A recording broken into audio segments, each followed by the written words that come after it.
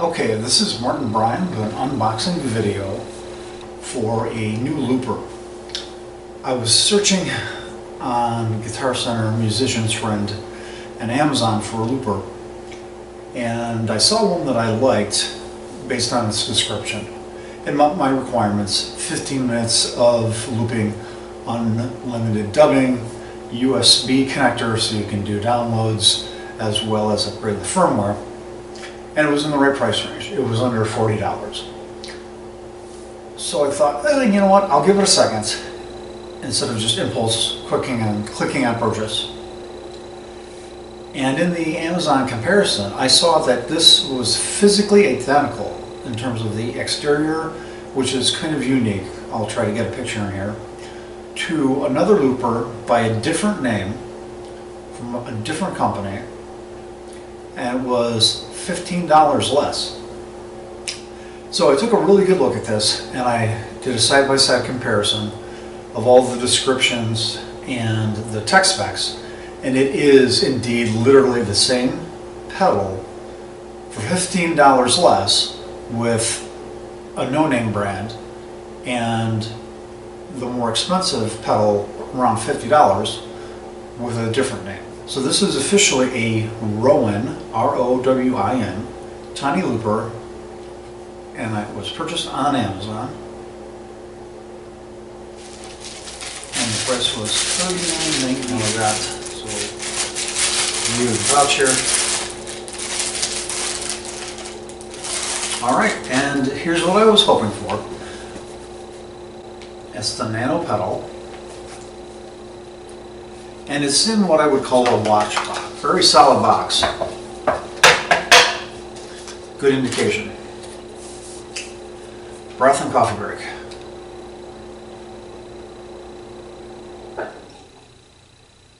Oh, that's good.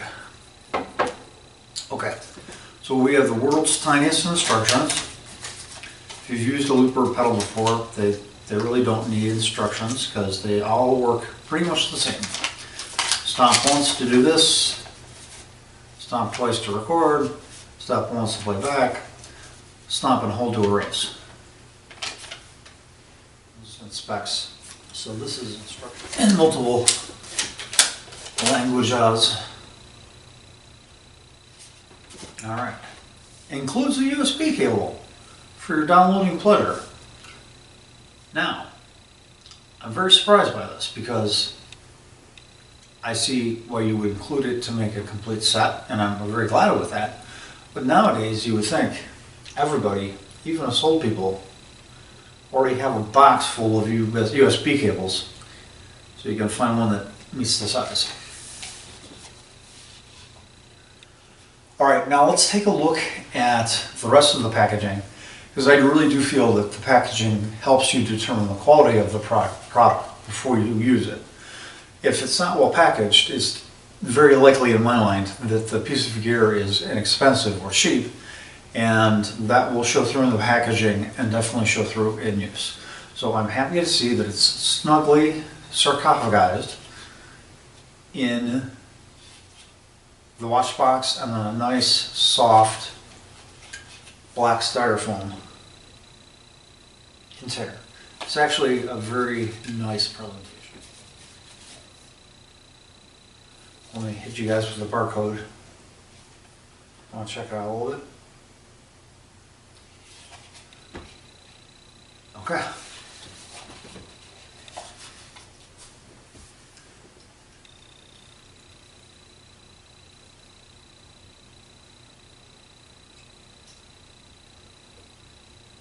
Alright, I dare say this is real metal. Sometimes I've been fooled by high quality plastic.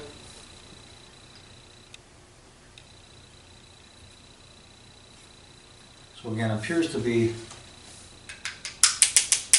real metal. One button and a level control, which appears to be expected. In and out, real metal. It's only in and out, there's no dry out. One button and a level control, which is to be expected. In and out. It's only in and out, there's no dry out, which I would expect there to not be. Power light, power cable connection, and it's labeled up here USB. There's the tiny little USB port. And it looks to be pretty good quality. It's flush and not sticking through. So far from an unboxing perspective, very nice piece of gear. Excellent presentation. Mediocre instructions. So let's talk a little bit about the application that is available on the website. The idea here is you download an application from their website, install it, and then when you connect the looper via the USB, you have a couple of options.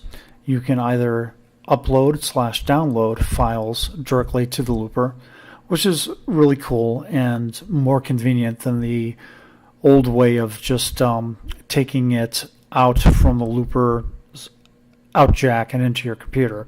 Much easier to do it via an application and a USB connection. But the other thing that buys you is the ability to download new firmware and upload it to your device and keep this looper current with all of the different changes in the firmware.